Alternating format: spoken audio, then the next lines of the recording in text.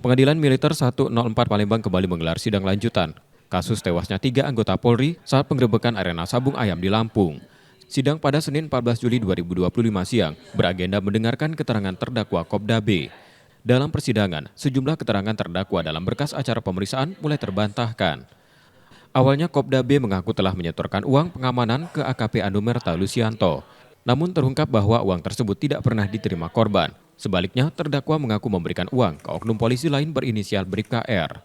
Terdakwa juga sempat menyatakan menembak dalam posisi tiarap saat rekonstruksi. Namun keterangan tersebut berubah.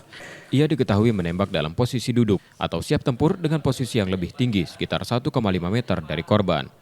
Terkait praktik perjudian sabung ayam, Kopda B mengaku menerima keuntungan antara 12 juta rupiah hingga 30 juta rupiah per bulan. Saat ditanya soal senjata, terdakwa menyebut senapan laras panjang yang digunakannya tidak pernah dikunci dan selalu dalam kondisi siap tembak. Dari keterangan terdakwa tadi kan memang ada banyak berbelit-belit lah, tapi kan terbukti mulai dari keterangan dia yang tidak jujur saat rekonstruksi, dia mengatakan waktu melakukan penembakan terhadap almarhum Galib kan sambil tiduran ya, sambil tiduran. Tapi kan faktanya tadi dia mengakui sambil jongkok atau duduk lah ya, sambil duduk lah jongkok gitu. Nah, kalau dari persidangan hari ini atas apa yang sudah digali oleh majelis hakim dengan oatmeal juga, ya kita sudah bisa melihat bahwa di fakta persidangan lah yang bisa kita katakan itu faktanya gitu ya.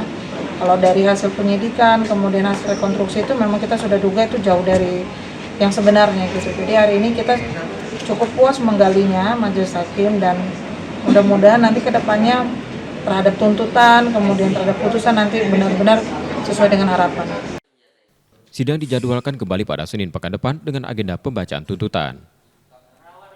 Yudi Kiswanto, Kompas TV, Palembang, Sumatera Selatan.